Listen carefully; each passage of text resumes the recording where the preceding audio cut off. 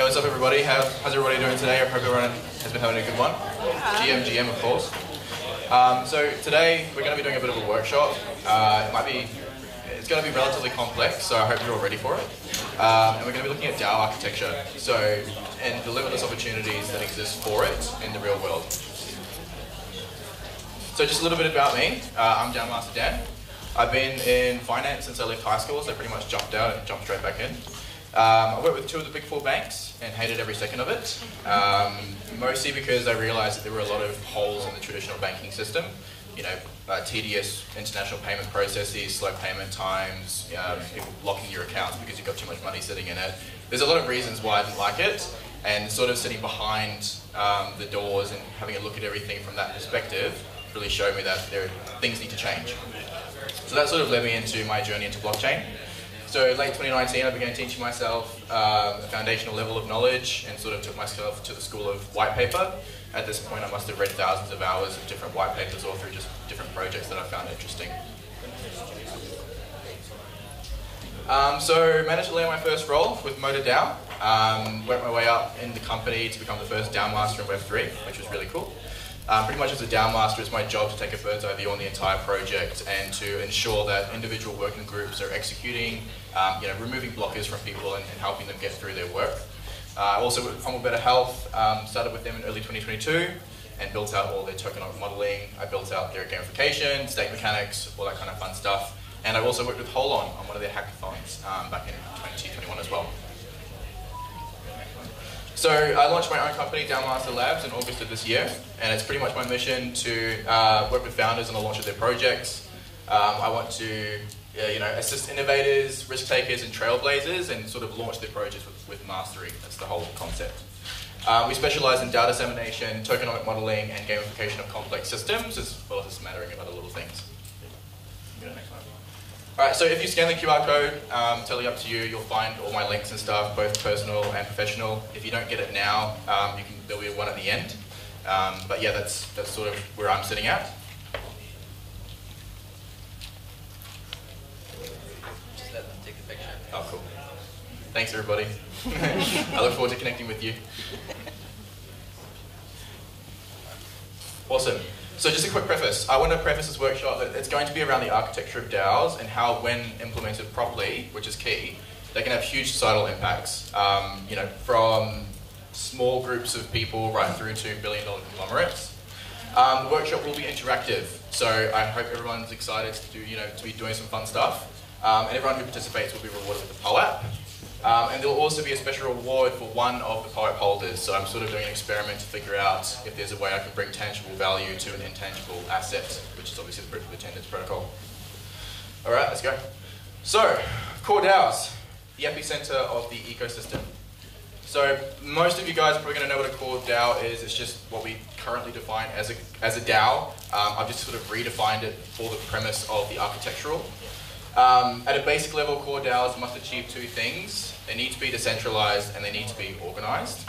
Now, I've intentionally left out the autonomous part because, in my perspective, autonomy becomes a 2-parter. You've got the autonomous, which is what's defined as smart contracts executing code on-chain autonomously.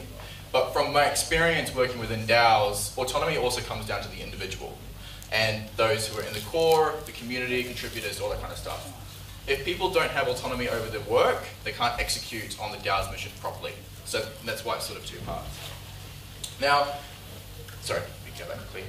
DAOs give the community access to voting rights in order to have a direct impact on the foundation of that DAO. Now, whether that is through tokens or token lists, either or works, but both through voting proposals.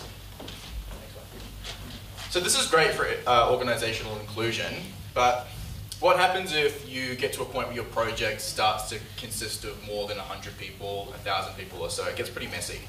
And this is where we run into the ship problem. So what happens when everyone is on a ship, has equal say in where the ship sails? More than likely you're going to end up dead stop, or you're going to be floating in circles for a little while. And this is where I propose the organism model. So each core DAO tends to have individual working groups. You'll have marketing, tech, a DAO component, which is essentially the why of the DAO. Maybe you've got some community management, operations, that kind of stuff. And then when organised properly, these working groups form pockets of valuable individuals achieving the goals of their respective group, which in turn fulfills the promise and the mission of the wider extended ecosystem. One of the working groups by default will be the ecosystem's organiser, which may be composed of more high-level experienced contributors, founders, management, people like that. And with an organiser working group, so we can avoid having to rest the entire DAO's decisions on one person's shoulders, for example, a CEO. We can also help to narrow out and reduce the risk of the ship problem occurring. Now, if you want to flip to the next slide, this is sort of the organism model. So if we look on the left, this is what it looks like. You've got your community management, marketing, ecosystem organiser, tokenomics, tech. You might build out a DAO that's slightly more nuanced than this and have other little things in there. And then we want to compare that with this two-dimensional added diagram of what is actually a cell, which is sort of funny because it looks like a really good metaphor to me. The idea is that instead of treating DAOs as hierarchical by nature, KPI-driven corporate structures with a top-down approach, if we approach it from an organism model, then we can start to think of DAOs as what they truly are, which is living, breathing organisms of people working cohesively together to achieve a mission. Next one. So what goals might a core DAO have? Virtually anything that requires multiple individuals to work together and achieve something. So I've seen investment funds, incubators, metaverses, NFT projects, music projects, DEXs, the list could go on, all integrating DAO mechanics and fundamentals into their projects in order to give their community and devoted users more choice over how they interact with the project. The possibilities are endless for DAO application when implemented correctly. Next one. I want to preface this. Personally, I don't think anyone in the entire Web3 space has quite cracked DAOs perfectly yet. People are having a really good go of it, and because the technology is still relatively new, there are some kinks to work out. But what I want to do is I want to go through an example of a DAO that is currently making a real-world impact to kind of give you guys some tangible ideas. So, Motor DAO. It was founded on the premise of bringing fair ownership rights to musicians on-chain. Motor want to build out artist tooling to ensure musicians can release their music on-chain, and one of these tools that's been incredibly successful is the Artist Grants Program. Pretty much the DAO has sought out to fund Web3 musicians in order to take their pre-existing projects to the next level, and Motor's completed multiple proposals on Snapshot, and we're going to talk through one of them. So Snapshot, for those of you who don't know or aren't familiar, is a platform that allows DAOs to onboard and complete voting proposals on. There are currently about 11,000 DAOs that are registered with Snapshot at the moment, which is really cool because about 6 months ago there was only about 9,000, so it is growing at a slow pace. Now, through Roby's dedication to his craft, so this is the Snapshot proposal we'll look to, he's built out a Web3 platform that's ripe for the taking, and he started to release music NFTs on-chain through Motor. So if you look at the next snapshot, as you can see, there was an overwhelming response to Roby, with over 100,000 Motor used to vote to approve his grant, and Motor were able to fund his project a week later. Now, next one. What does this show? DAOs have a direct and legitimate impact on people being able to achieve their individual goals, and a properly cultivated community is receptive to voting proposals and feel entitled, with their newfound voting power, to use it. Okay. This is where we get interactive. We're actually going to attempt to build a DAO together in real life. So I myself, as the founder, I've decided to form a DAO that will bring clean drinking water to as many parts of the globe as possible. We're just going to call it Water DAO. Kind of boring, but now you guys in the community who are a part of it, you all have equal voting power, and you can exercise this power by raising your hand. Next slide, please. So we have limited resources and can only bring fresh water to certain parts of the world within certain time periods. Once we brought fresh water to one part of the globe, we can bring fresh water to another. We're all going to complete our first voting proposal together. So, first off, are we going to bring fresh water to an impoverished part of Yemen, which is A, or are we going to bring fresh water to an impoverished part of Libya, which is B? Everyone who votes A. Sweet, and everyone who votes B? I assume the rest of you. Cool, alright, so we're going to go with B, Libya. We're going to bring water to that part of the globe, and I want you to all remember that really carefully because I might forget, so that'll be nice. Next one, please. Okay, so micro DAOs. The importance of niche approaches to specific problems and support. Micro DAOs exist to support and underpin a core DAO by building tooling, services, and products in its efforts of achieving a specific objective. Similar to a core DAO, it's organizational structure, but at a smaller scale. So rather than consisting of hundreds or potentially thousands of members, a micro DAO acts more like a small, precise team of individuals, spearheading a project, aiming to be efficient, effective, and most importantly, supportive of the larger core DAO. The specific size of a micro DAO is relative to the core DAO it underpins as well. So if a core DAO had 200 members, your micro DAO might have 2 to 20 members per micro DAO. And the micro DAOs themselves, their members are also relative to how many micro DAOs are a part of said DAO. A micro DAO doesn't require a native token, as they'd use a core DAO's token or the specific voting mechanism should the core DAO be tokenless.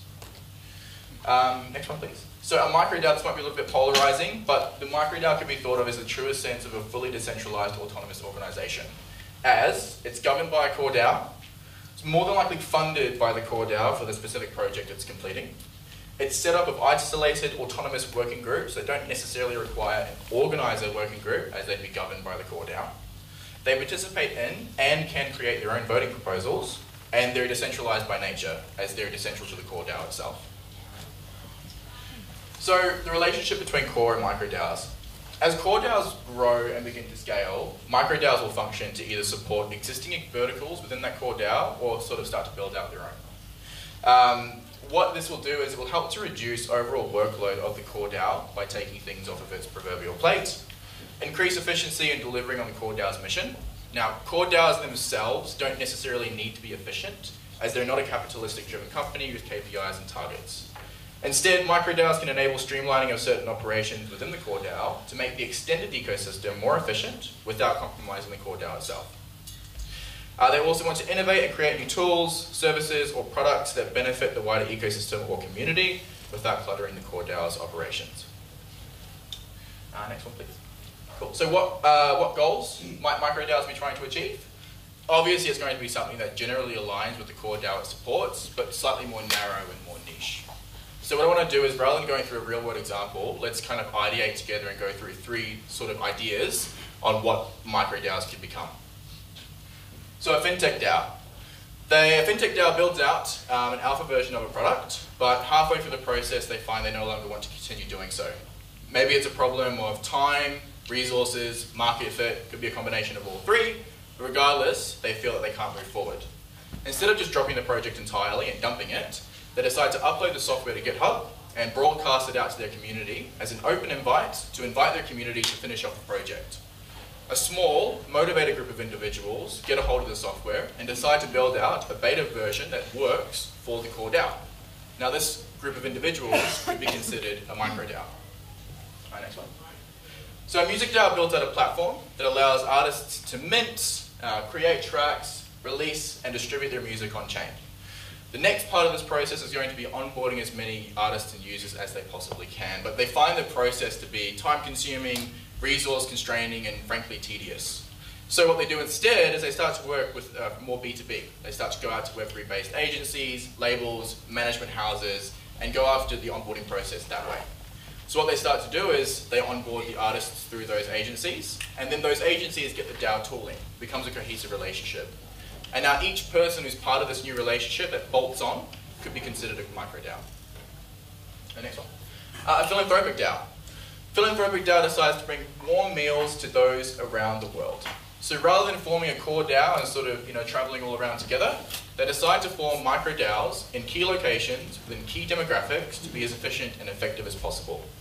What now happens is the core DAO starts to hand out funding to each micro DAO, and in turn that micro DAO uses that funding to be able to bring the meals to parts of the globe that they need to, thus forming a cohesive relationship, making a huge difference with each micro DAO and core DAO essentially participating in philanthropy. Next one. So why use DAOs and not existing frameworks? The key point here is governance and community empowerment. So existing frameworks involve corporations telling people what to do, where to go, how to do it, all that kind of bureaucratic, annoying stuff. But with a properly implemented DAO, or its mechanics within traditional frameworks, those who participate have a voice and can vote on where resources end up. The way that I like to think of it is listen to your people, as those in the nosebleeds tend to understand how to stop the bleeding best. Next one. Cool. So now we're going to do the next proposal. I hope everyone's excited and ready to go. Based on our previous proposal, we've decided to bring fresh water to, was it Libya? Yeah, cool. And now we're going to create a proposal for the core DAO to vote on around the amount of water we'd like to receive and then distribute.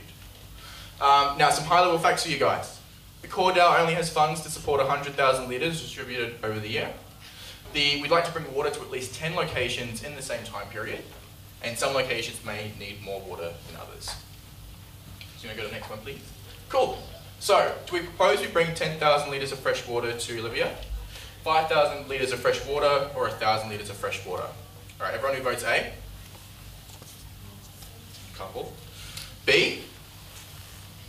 Definitely more. And C? B it is. All right, so we're going to bring 5,000 litres of fresh water to Libya. Good job, everybody. Appreciate that. It's going to be good. Okay, so we can go to the next slide. Okay, great. So, macro DAOs, governing the governance. Now, hands up, has anyone heard the term macro DAO before yet?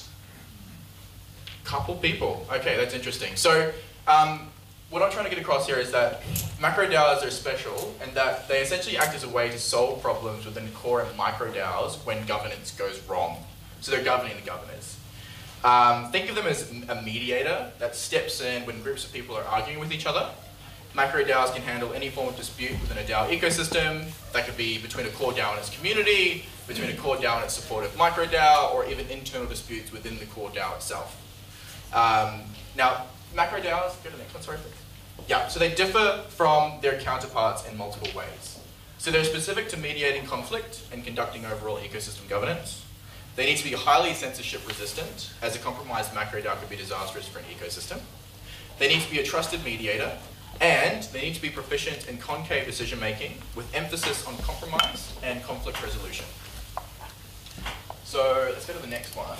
Let's sort of do a high-level breakdown of those concepts that we've just discussed. So, what is censorship resistance? Well, DAOs need to be able to continue functioning despite external attacks, especially when it comes to macro DAOs.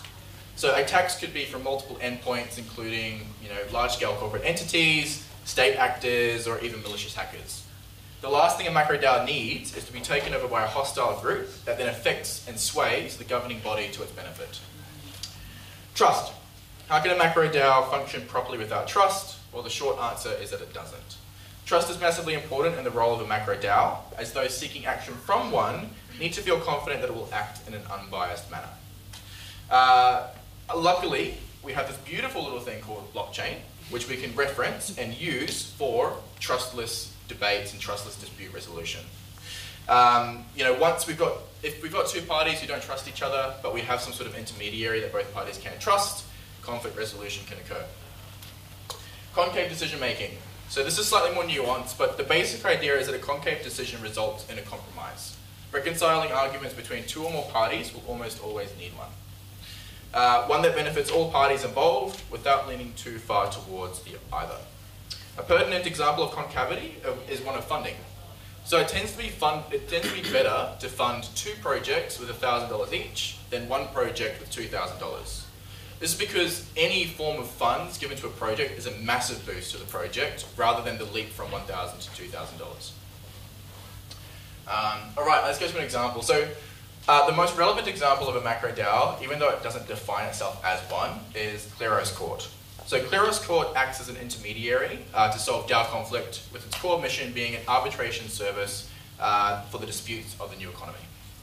To date, they've solved over 1,000 disputes, have over 700 active jurors, and are trusted by top-tier projects including Uniswap, Gnosis, and Poker Markets.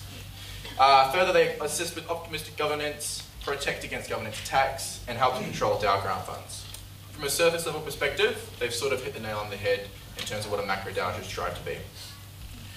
Now, as Kleros Court, sorry, can we go to the next one? Yeah. As Kleros Court is still relatively specific in types of cases they're willing to take on and solve, there's room in the market for niche macro DAOs that specialize in different types of conflict resolution. So areas could include human resources, NFT projects, Web3 music, general metaverse disputes, core to micro DAO disputes, internal DAO disputes, the list goes on. The basic point is that as DAOs become a framework that's adopted more, the need for macro DAOs will start to become more and more apparent. Okay, so our final proposal as water DAO is here. However, we're going to act as a macro DAO and solve a conflict between our core DAO and micro DAO. It might seem a little bit biased, but stick with me here. Per our last proposal, we know our micro DAO proposal was approved and our allocated amount of water was to be brought to our chosen location. So that was 5,000 litres to come over to Libya. Now the core DAO has only delivered half of what they initially promised and are claiming resources as their excuse. Go to the next one. Now here are some facts for the case. The core DAO have claimed that they only have 50,000 litres of water to be distributed over the remaining year. However, records show they have the funds to fulfil the original 100,000 litre promise. And we know that the micro DAO proposal was approved by the core DAO on-chain for the originally proposed amount of water, but they have not delivered on their promise. Okay. So as a macro DAO, we can do one of three things. We can side with the core DAO based on resource problems and require the micro DAO to deliver the water that they can. We could side with the micro DAO and essentially get the core DAO to deliver the entire amount, regardless of the resource issues. Or we could attempt a compromise, where we can require that the core DAO deliver a further 50% of what was delivered, so then they'll end up with 75% being 3,750 litres. So, I want everyone to vote. So everyone who votes A, side with the core DAO. Cool. Everyone who votes B, side with the micro DAO. And everyone who votes C, side with a compromise. That's really cool. I love that. Awesome. You guys understood the concept. Good shit. Great. So that's it. Pat yourselves on the back. We've all been on a journey together into the inner workings of each type of DAO that exists and have all participated in voting proposals. You've all now become DAO architects and have managed to construct a model that works for the real world. Good job, everybody.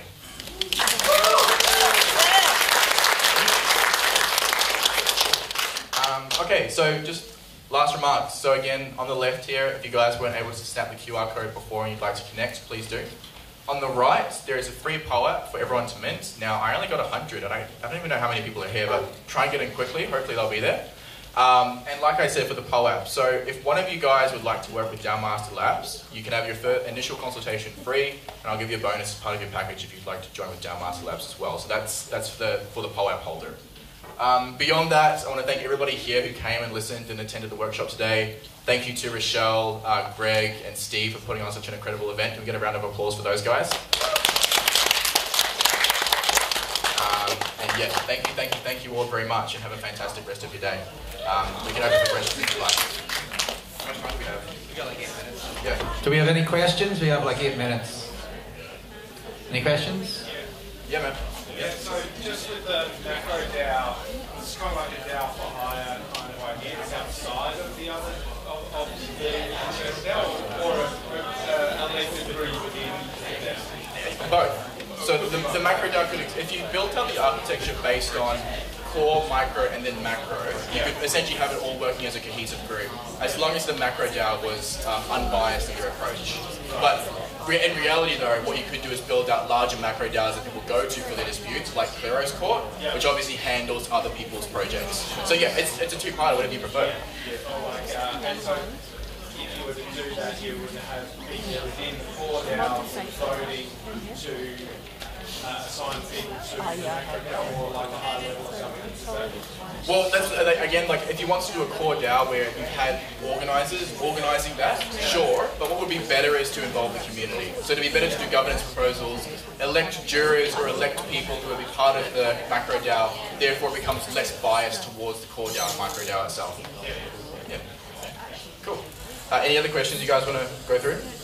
Yeah, man. Yeah, I'm wondering what measures are in place to prevent like one individual just controlling the market and voting rights with voting rights? And yeah. So even if it's like one-to-one, what's preventing someone like actually using the influence to then sway votes a certain way, or even doing stuff like over-the-counter payments to actually make people vote a certain way as well? Yeah, so there are like two separate ways to prevent that. First of which is distribution of your token. So even though if you have one-to-one, someone might buy up one-to-one like 500,000, so they technically got weighted 500,000.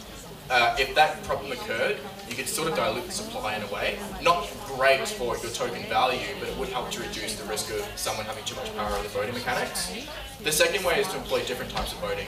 So what we just went through was single choice voting, but there are other types. There's weighted voting, quadratic voting, rated voting, like ranked voting. So depending on the type of situation you're trying to achieve, you might choose a different voting mechanic to help to alleviate some of those risks. Just jumping in there, you've also got like soulbind tokens that people are given, so you can't give them to someone else. Exactly right. So yeah. then you've got like that. You Yeah, can't but like, actually what about like an individual using their influence to then like actually potentially pay other people to actually vote in a certain direction? Yeah, we've seen that happen quite a lot. That would be delegated voting, and I actually don't think delegated voting is great. Like again, like you said, like you've addressed it. People are looking at delegating their votes to other users. If I was to build the DAO out, I would build in mechanics that prevent delegation of voting, so that if you had a soul-bound token, you essentially can't give your vote away. You have to do it, and then if you're diluting the value or diluting the supply, then you're kind of reducing the risk of people having too much voting power as well. And if you had like an individual with a lot of power in that certain DAO, and they had certain strong opinions in one direction, like what's stopping them from swaying votes going in a certain direction because people want to support I think them? the examples of micro DAOs are very useful here, because like I'm a techie, right? And sometimes it's good to just have technical conversations with people with that expertise, where a strong, you know, a good talker could talk a whole bunch of people who didn't understand the technology into stuff. And this is where the DAOs that we're going through and those micro DAOs are really beneficial, rather than a generalized vote across everyone. Yeah. I think that's the danger of, like, well, not danger, but that's the way it's going to work, right? Like, you know, it's big enough, you're going to have factions of people, like, believing different things. The more influential you are in the way you speak, you can get more people on your side. Yeah, of course, exactly right. But that's why hopefully the architecture helps to reduce a lot of that issue. But yeah, thank you again, everybody. Appreciate it. Big round of applause, please, for Dan.